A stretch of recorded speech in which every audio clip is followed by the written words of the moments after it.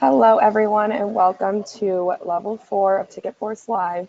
We're going to wait just a couple minutes to let some people log on, so just go ahead and hang on, and we'll be with you shortly.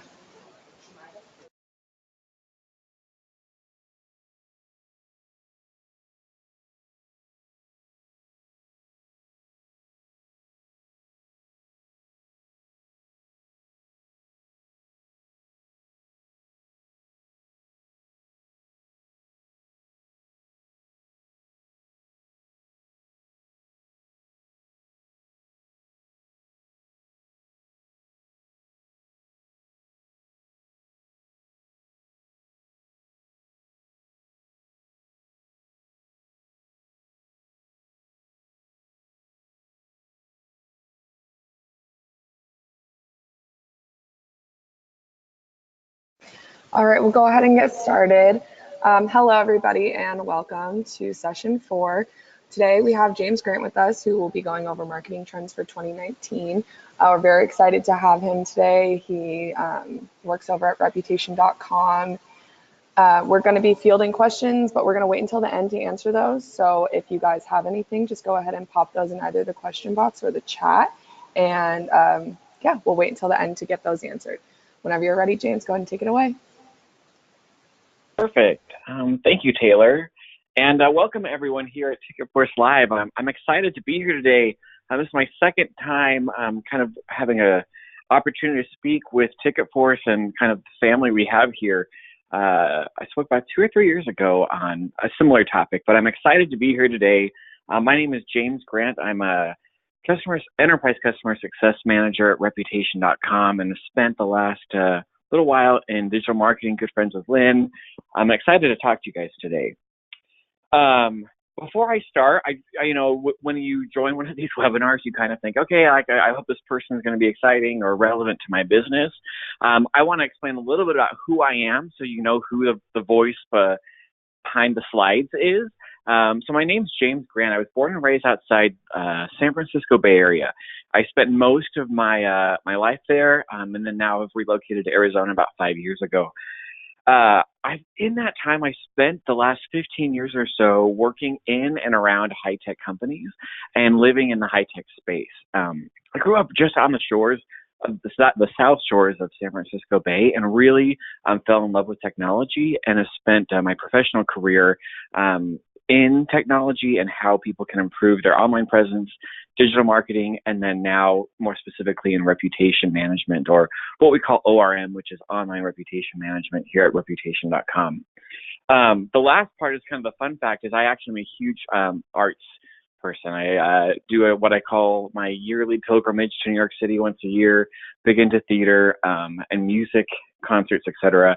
So it makes this kind of this trifecta of where TicketForce resides kind of at the pinpoint of my heart between events, online marketing, and the opportunity to speak to you today on what's happening and how we can bring that to each and every one of our events, our venues, locations, and really drive some ticket sales with some new trends that are happening in the following year.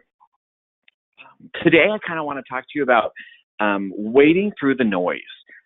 Digital marketing is not new. We're pretty familiar with it. We understand how it works for the most part. The tricky part about it is that it changes, right?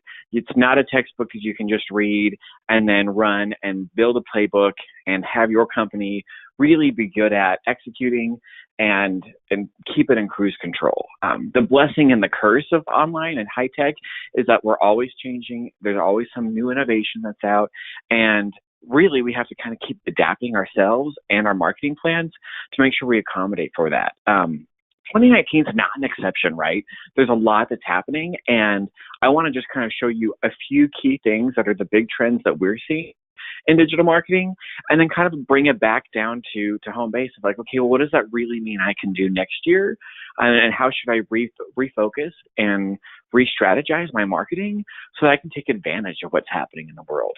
So my goal is to give you a little bit of an overview, but then give you some opportunities of areas you want to dive in. You can point your team in that direction and really start to impact some change, not only in the next year, but hopefully the next few years. Today, in 2018, heading into 19, we are inundated with information. There's always a new ad. There's always a new video. Most of us have anywhere between 2 to 4 different screens that we look at all day long.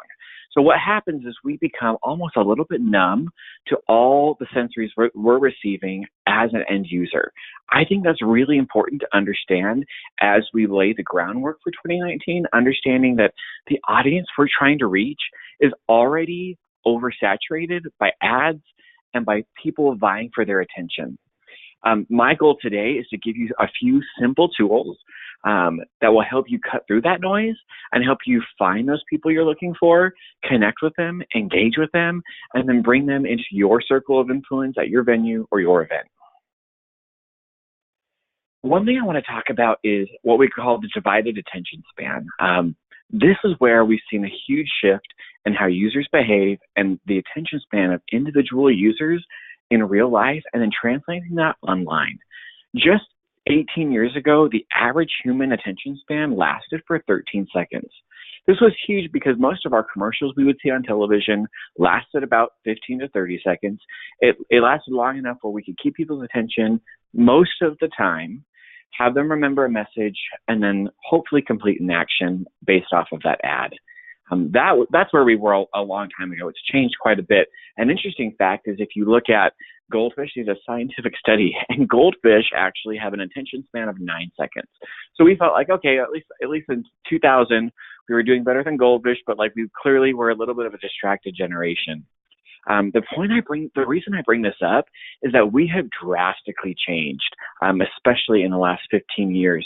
In 2015, they did a study that the average human attention span had shortened almost by half, where we're now at 8 seconds. This is about as long as it takes for one of those fun little freebie fidget spinners to spin once and then calm down when we redo it every 8 seconds. So all of a sudden, we've had this reduced capacity to grab someone's attention. Here's where it gets kind of tricky, though. That's an in-person attention span. If we want to translate that to online, most users' online attention span lasts from 3 to 5 seconds. It's a really short window of opportunity. And I'll tell you, the longer we go into 2018, 2019, the studies are showing this is trending more towards 3 to 4 seconds. 5 is almost becoming rare or clearly not as common. Why do I bring this up? I think it's really important to understand that our end users are not only inundated with information, but their attention span and our window of opportunity is shrinking. So it means that anytime we really want to put ourselves, our event, our venue, or our project or product or service in front of someone, we need to realize that time is really precious, and we need to make sure that we have a strategic approach to make sure that we're using that time wisely, correctly, and that we're engaging in a way that will help them convert to join our own events, join our own family. This is what I thought was so interesting is I was doing a study the other day with some of my coworkers, and they were looking at the average time people spent watching television versus actually on a mobile device. Now, 2019 is a really interesting year because it's a landmark year for where Americans and users actually spend their time. It's the first time in U.S. history when an average American spends more time looking at a mobile device than they do watching television. This next year is the shift. This is when it's happening. I don't think television is going to necessarily die, but what this does tell me is that the mobile devices that users have today all throughout America are not going away. They're increasing in the number of minutes they usurp of a person's life year after year after year. And this is going to be a main way people consume content, look for opportunities to purchase things, participate in events. Anything we want a user to do in the future has to originate and be optimized for a mobile experience. What's interesting is companies are clearly adapting to this. If you looked at marketing budgets between 2016 and what companies are planning for 2019 for next year, what are the big changes that's happening in those marketing budgets? Where are those dollars shifting? And there's huge trend that almost 90% of the new money that's coming into marketing is all going towards mobile internet advertising. This includes SEO, it includes content, it includes paid media, it includes anything that would help a user find you in any way on a mobile device online. What this tells me is that companies are recognizing that this is the future, and it's a place and a space we need to play in. Not only play in, but we got to own it, right?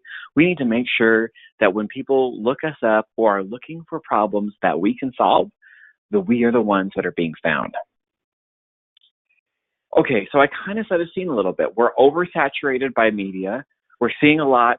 We have an attention span that's increasingly become smaller and smaller. I mean, I see it when I go through the mall. I'm walking through through stores and stores. My phone goes off. Someone gives me a call. I see a screen. We're inundated with information. Our attention spans are decreasing. We're spending more and more time on our mobile devices. And guess what? Companies are pouring millions and millions of dollars into vying for these small moments we have while we're staring at a mobile device. It can be a little bit intimidating, but I think we actually can impact a lot of change with just a few little things. I'm excited to share those with you today. But before I introduce those 3 tools I want to talk about, I want to talk about a concept that Google's really mastered recently, and it's called the micro moment. When we talked about that shortened attention span, what we're realizing is that there's these tiny pockets of just a matter of few seconds where we have an opportunity to get in front of a user, relay a message, and hopefully urge them to follow some sort of call to action.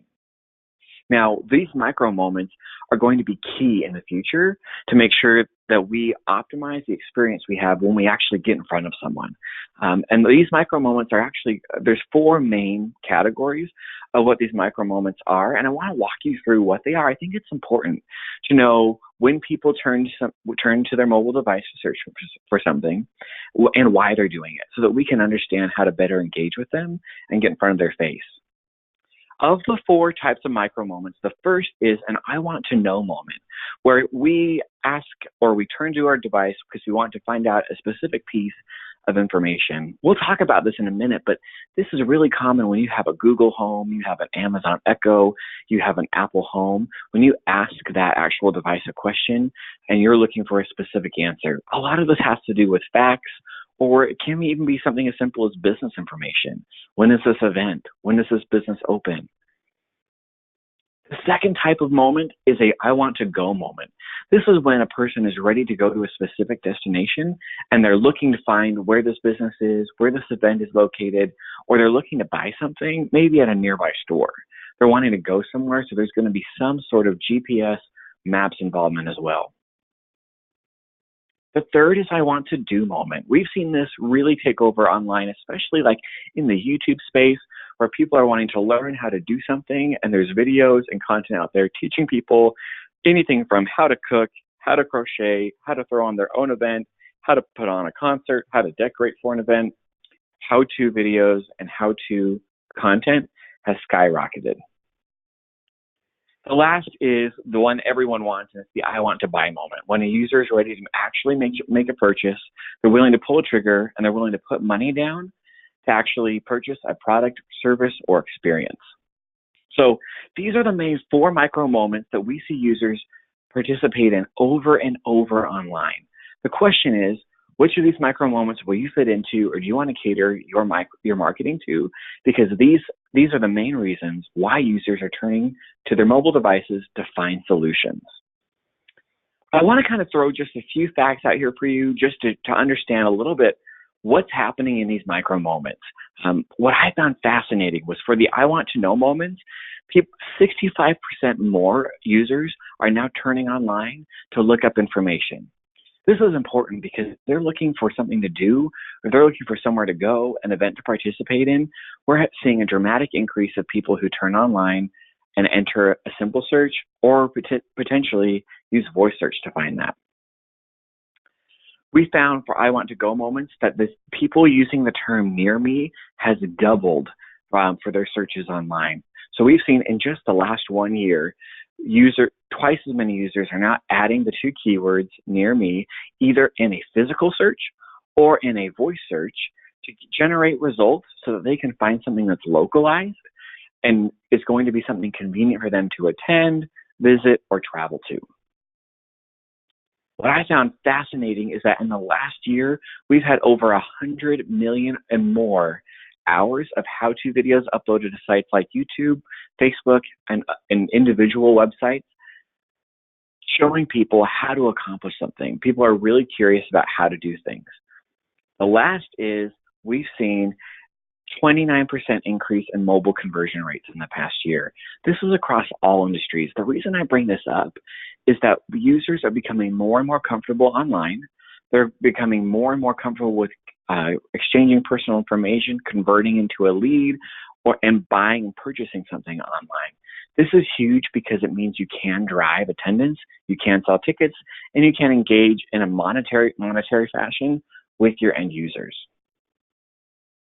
So the question is, now that we have these 4 types of micro moments, we understand how users have just a small window of opportunity to really make a decision, to find the information they're looking for. The question really is, well, how do we do it, right? How do we get in front of these people? How do we become the answer that they're looking for? And how do we make sure that they're finding us and using us as their answer, right? There's 3 main ways I think we do this. The first is we have to remember that we need to be solving a problem. We need to focus on providing solutions for people who are searching, end users, solutions they're going to find useful, beneficial, and can help them solve the problem they have. We have to focus on solving a problem. The second is we have to define ourselves and prove ourselves as an expert in our space. We need to make sure search engines and the algorithms that pump them and run them, as well as end users, see us as an expert in our field, as an expert source, and then leverage us to find their solution, make a product, make a choice, or to engage. The last is kind of one that is a little bit different. I usually try to recommend certain principles to follow to help dictate a strategy. This year, I'm including a tactic as one of my recommendations, and that is to leverage and utilize video as a feature in your marketing. It can be a little bit daunting and difficult, but there's a lot of data out there that's showing us it's going to be a valuable piece of marketing, and it's not going away. And potentially could have the biggest impact for you, your events, or your venue. The first is, how do we solve a problem? We want to figure out how we can be the answers to the questions people are asking when they decide, I want to go, I want to do, or I want to know. We want to be that resource, and we want to be the solution to the problem they're having. You see all the commercials that are happening with like Amazon Echo or Google Home or the Apple Home, iHome. All of these are question-based queries. And what's so interesting is it's now changed a lot of the way that we search and changed the way that we interact online. Part of me kind of thought, well, you know, I had a grandparent and I had a mother both get a Google Home for Christmas about a year or two ago. And they got them, they said, oh, I don't think I'll ever use this. I already have a phone. It's not particularly exciting. And when family came home for Christmas about a year and a half ago, and mom pulled out the Google Home, she's like, well, I got this Google Home. It's kind of cool. I can play some music on it. And within about a half hour, the family was addicted. We're asking it questions. We want to know the net worth of someone on Shark Tank. We want to know the best way to make scrambled eggs. They're highly adaptive, and people are adopting them really, really quickly.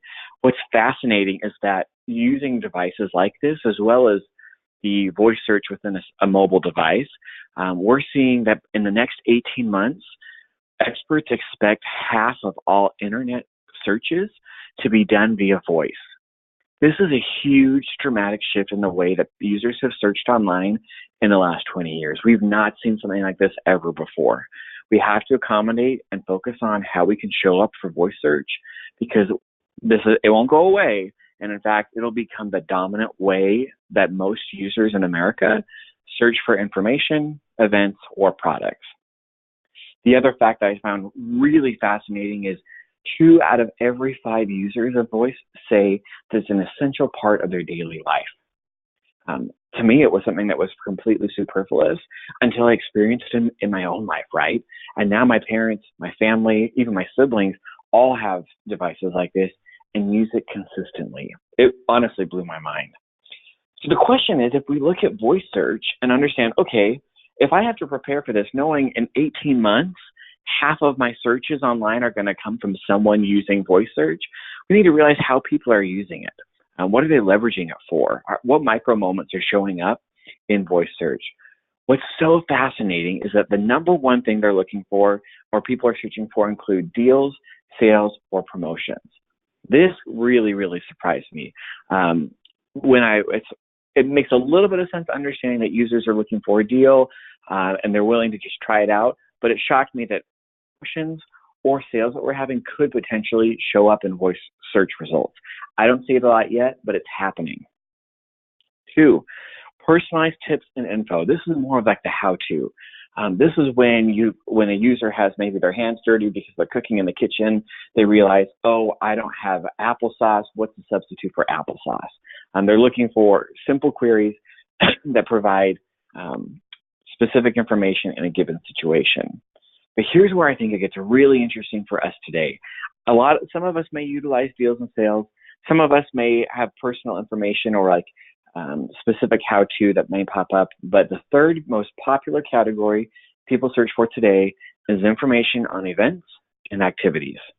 To me, this blew me away and was really important. If I realized that out of every type of topic or category people are searching on, our specific space events is showing up in the top 3.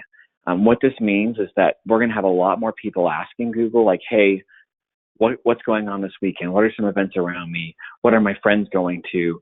This is not, it might not be very common today, but in the next year or 2, this is going to be huge. So the question is how does voice change how people search? Because we need to start making some content and adapting our marketing strategy to focus on and incorporate voice search. But how do we do it, right? Well, let's look at how people are acting differently. There's 2 main ways. The first is searches are actually becoming longer. We're familiar with like short tail keyword searches where we say like, best chocolate chip cookie recipe or concerts this weekend. But then the long tail searches become a lot longer of like best concerts near me in Phoenix, Arizona. And those become much more specific and give us, these potentially smaller players in the field an opportunity to show up, right? Let me show you how this works. So, the second part is they become much more conversational. We're used to the last 20 years, you type in 4 keywords and they're the basic ideas within that phrase. People are going to be like, oh, okay, we get this. It'll pop up on a search engine. But when you're using voice, especially if you're using a voice activator device like an Echo or a Google Home, you have to ask it in the form of an actual question to a person for it to generate. And so the searches are changing naturally. Just 3 years ago, if we were looking for something like, how do I make cold brew coffee? We would just type in make cold brew. And those would be the main keywords. We'd pop up. There'd be quite a few different search engines that pop up. And we'd say, okay, this is what we're doing. 2019, totally different. We're asking full and complete sentences, and we're becoming really specific. With that specificity and with those more keywords in there, that gives us a really cool opportunity, right? Because we can start catering our content to what those things are like. We can include some of those words and phrases in our content and really try to match up with those questions or problems that people are trying to solve. So my recommendation is if you want to be a problem solver and you want to be a solution and show up for users who are looking for a solution to their problem, you've got to start and kind of work backwards. Work with the marketing team, work with your executive team. What problems do my event solve? What problems do my venue solve? And make a huge list. I recommend doing a brainstorm. I say there's no bad ideas in brainstorm. You throw them out there and you make a catalog of all the questions that could possibly lead to you being the solution for. It can be a little bit difficult, but as you create a library and as you start brainstorming those out, you'll start seeing ones that may or may not be directly related, or that may not seem directly related to your product or service. Maybe they don't seem like an exact match for your event, but you'll start finding ones that do, that speak to your end user and show the value and show you how you can be an expert. My recommendation is build question-based content. Find questions that can anchor your content and keep those questions coming. They're not going to go away. They're exactly how people use micro moments, and it gives you an opportunity to provide solution after solution for any question someone may have where you could be that perfect solution for them. The second recommendation I have is to become an expert. Most of us are already experts in our field. We know what's going on in our space. We understand how that works. We just need to translate that online, right? We need to make sure that search engines and end users turn to us as an expert in our space. So how do we do that? The first thing we need to do is we need to build a library, right? We need to have content that speaks to these problems people have and can show search engines and end users, gosh, we really know what we're talking about.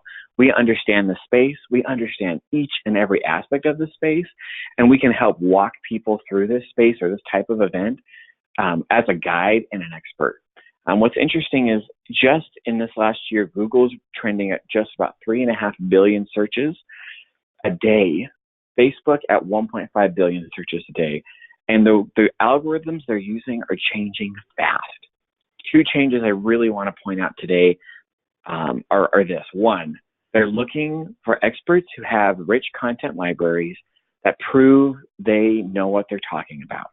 If you want to own an event, if you want to own a space, if you want to own a solution for someone, you can't just have one piece of content or two pieces of content out there that explain why you're the go-to solution for that. You have to have more. They have to be linked to problems and providing solutions for people. The second is the algorithms that they're using are much smarter and much more advanced. We need to realize that keywords and rankings are basically no longer a thing because each user in America and the world can have completely different results depending on the time of day they search, depending on the day of the week they search, or exactly how they phrase something. So you've decided you're an expert, you know your space well, it's time you got to prove it. The question is, how do we do that? How do we use our marketing teams to prove that we are the experts we know we are, right? My recommendation is we need to build some topic clusters. We need to decide what our core topics are that we want to own as a team, as a venue, as an event, and decide we are going to be the experts in these areas. I don't think this is an exhaustive list of 15 to 20 things we could ever think about. I think this is a core 2 to 5 topic group total where we've got 2 to 5 core topics that we are really going to own. We build some content on that and then we diversify. We build some additional sub-content to surround it, to build up its foundation, to buffer it, and then link it together. Why do we do this? One, we do this first for search engines so that we can show up. This will help search engines understand what our core basic concepts are that we want to own and are experts for, and it will show them that we're building an exhaustive library that interconnects the knowledge we have and helps our end users. What does this look like for like an event? Great, I'm going to use the Payson Rodeo as an example. It's about a town about an hour and a half just north of me. If they want to say their main topic is, hey, we've got a rodeo going on this weekend, we want to really push this. Maybe it's next month. I don't care about the timing. The idea is we have a rodeo and it's going to be great. They can write a piece of content about that. That might be nice. But what we want to do is we want to build additional pieces that are going to support that, right? We build content answering questions like, what are we going to do this weekend in Payson? If someone's asking that, we want to show up for that, right? What about, is a rodeo a good idea for families? Okay, let's answer that. Let's see who our target market is and help them understand that, yeah, this is going to be a good opportunity for everyone in the family. And we'll explain to you why. Maybe we want to say, like, what are some good summer ideas to do with my family? Okay, we should be showing up for that. And maybe there's some other events that we'd be combining with or would be complementary to ours that would be worth pushing. And lastly, like what happens at a rodeo? This is something that would be powerful for a search engine and for an end user because you're explaining to potentially new people who may or may not have been to your event before exactly what to expect, right? We're showing to people and to search engines or the experts that can own our space. My last recommendation is a tactic, and this is to leverage video. It's a busy world. We talked about that reduced attention span. We talked about the increased spend of people trying to vie for eyes on a mobile device. Well, if we really want to increase the likelihood that someone listens to us, listens to our message, and engages with us, we've got to find ways we can leverage video. I always, in digital marketing, I spent so many years in digital marketing, I used to cringe when I would recommend this to clients because they know it's expensive. It's time consuming. Not everyone has a video crew. Most people don't. So it can be difficult, but I want to explain some really good, first, the benefits of that will come from video, and then kind of provide a solution that I think can be an easy first step for you and your team to leverage, especially given our industry today. In the latest study, we found that 87% of people prefer a video when they consume content, meaning this is the number one preference of end users to receive for a vehicle for them to receive information. More than blogs, more than any sort of other article or slideshow, they want to see video. Okay, not a surprise, but what will video help you do? There's 5 main things that video will do for you and change for your marketing if you decide to implement this in 2019. The first is video can help improve your email marketing. If you have a database of people who have visited your event, have visited your venue, and you want to increase the number of people who are engaging with your emails and completing an action after that, it's essential we integrate video to your email marketing. It will vastly improve your open click-through rates. 2, video can help improve your conversion rates. This is, partly we could use this for an email, that's right, but the other thing is this is great for websites, for social media, for anything where we want users to click and explore more, to click over to that purchase, to convert. We can use video to help drive up conversion rates. The third one's big. Google and SEO are going to be huge beneficiaries of this. Google's going to understand that we've got rich content. They're going to see that we've built video out. They're going to see that it can be engaged with. And second off, they're going to give us SEO value for that so that we can show up, right? We need to find ways we can show up for those micro moments. Fourth, video is going to give us a better reputation online. It's going to show end users and search engines that we are an entity that can be trusted, we're credible, and we have quality content because we're experts in our field solving problems for end users. The last is this can help our social media marketing. Social media has been a kind of tumultuous place in the last few years. There's lots of changes happening. It's turning to a very pay-to-play model, but video is one way where we can still relatively freely or cheaply engage with users. It's the best way to try to engage with them and build an audience online. I want to introduce what I call the poor man's video, and it's the use of Livestream. Now, some of us may have actually used Livestream, leveraged it as a tool, but I think that this is going to be a huge play in 2019, especially given our civic space. There are a lot of problems and difficulties when we want to engage with video.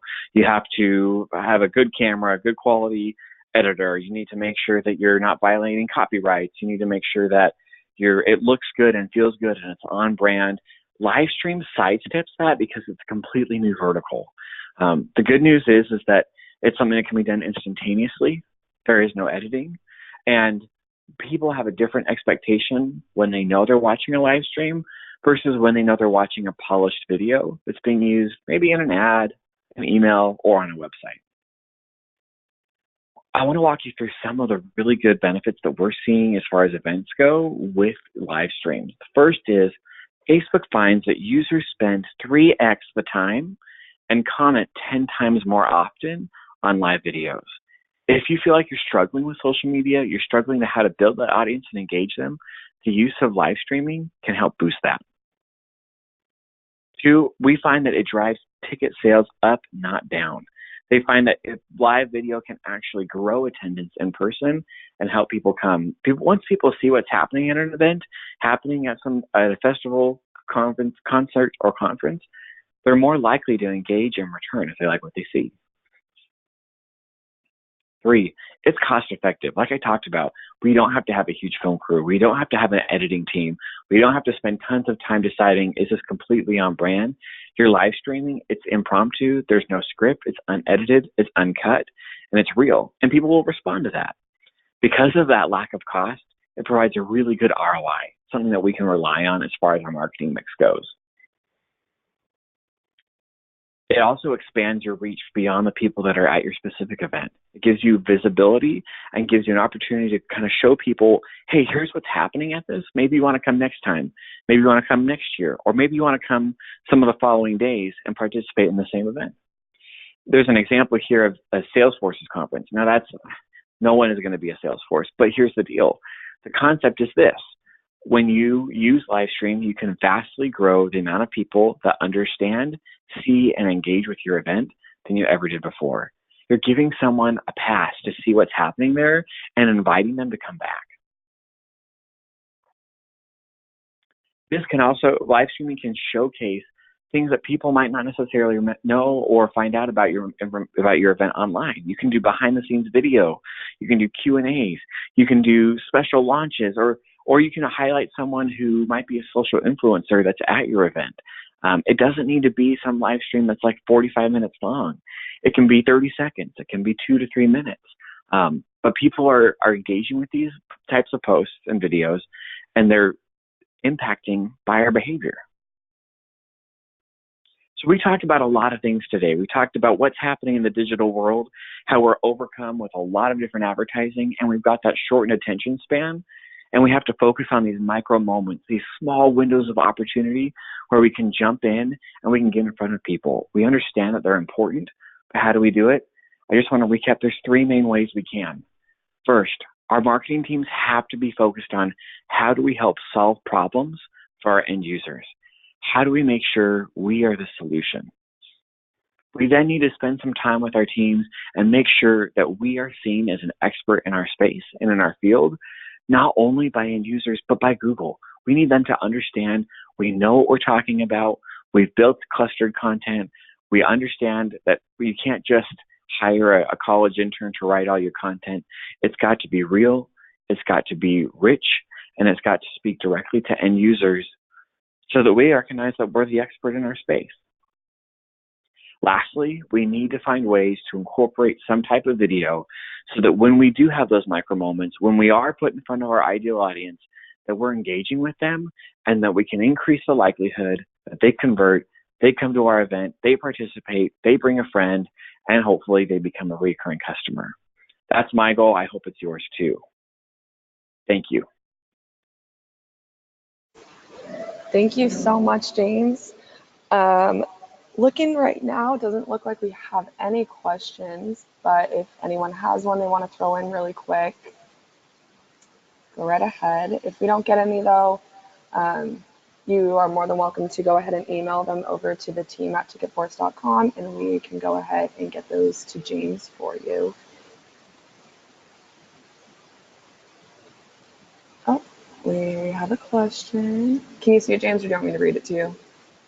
You want to read it to me real quick? Okay. So is all the content housed on website and mobile site and emails? Is all the so the goal, so good question. Your expert content you want to have housed on your website. That's the main thing. You can use it for an email. You're not going to just be seeing SEO value from that. If that email is purposely trying to drive like sales or conversions, that could be useful, but you really need everything to be living on your website, and you need to check with your web team to make sure that website is mobile optimized. Those are the big things. Keep it on your main website. Make sure you're optimized for mobile.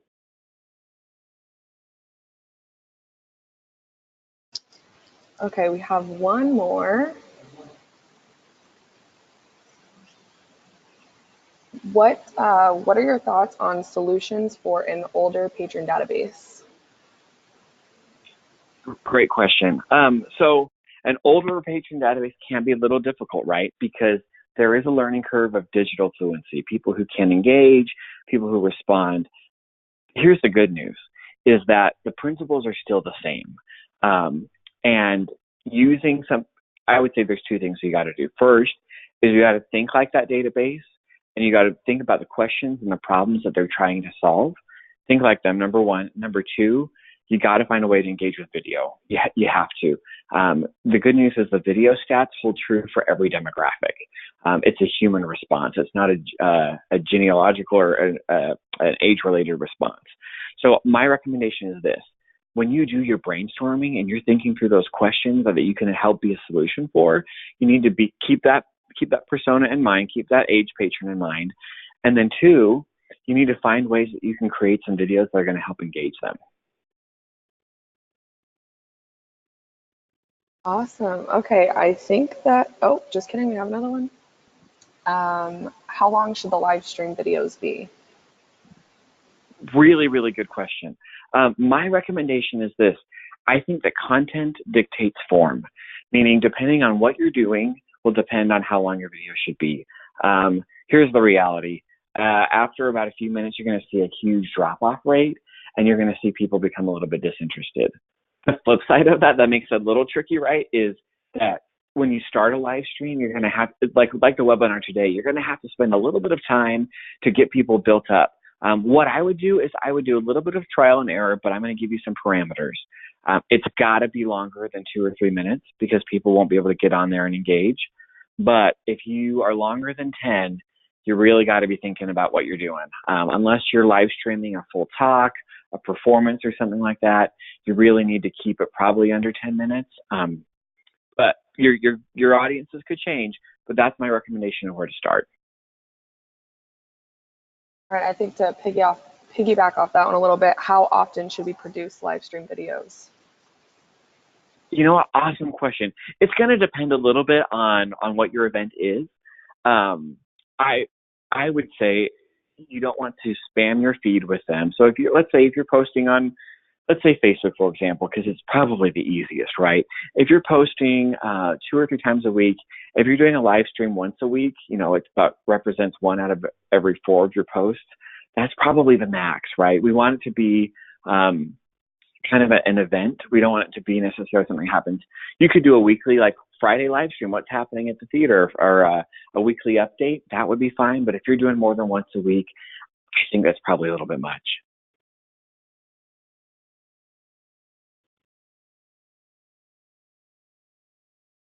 Taking into account a shorter attention span, how can we apply that to our email marketing? That's an awesome question. Yeah. So emails got to be simple, right? I think there's basically 2 types of emails in general that we can send. You can send one that's, I've got a ton of information and is a value resource for someone. The likelihood that people actually read it and spend time with it, probably relatively low. My recommendation is that we do small emails that include visual elements and a simple call to action, meaning we have a simple conversion for them to complete. I think a video can be useful. I think what's even better is if you say, check out the video now, and you can even include a thumbnail of that video that links back to your website. You got to get them back to the website. So I would say keep it simple, keep it visual, and then I don't want to use the word bait, but a little bit, bait them with the video so that they make the jump to your website and start engaging. One more here. Should all of our emails have videos listed for all events? You could. Here's the thing, though. I think I would not personally recommend more than 1 video in an email. I think it gives people too many options. But I do think that if you have a lot of different events, it would be worth it. If you're going to send an email about event X, use a video. If you're doing a simple overview of, like, here's the next 3 or 4 events happening, I think it's a little bit of a gray area. That's my personal opinion. But there should not be more than 3 videos in 1 email. That's my opinion. Awesome. We send emails every day for our half-price shows. Are videos a good option for this? Yeah, totally. I think if you're sending them daily, something like half off, yeah, send it. Use a quick video or include a link. I think that using video in email will help you drive up those conversions. But I would say I would limit it to 1 in that email. Perfect. All right. Well, I think that's all I see coming in right now. Okay. Thank you so much, James. It was awesome. No problem. All right, everybody. Have a good one. Yep, you too. All right, everybody. We'll see you tomorrow. Bye. Bye.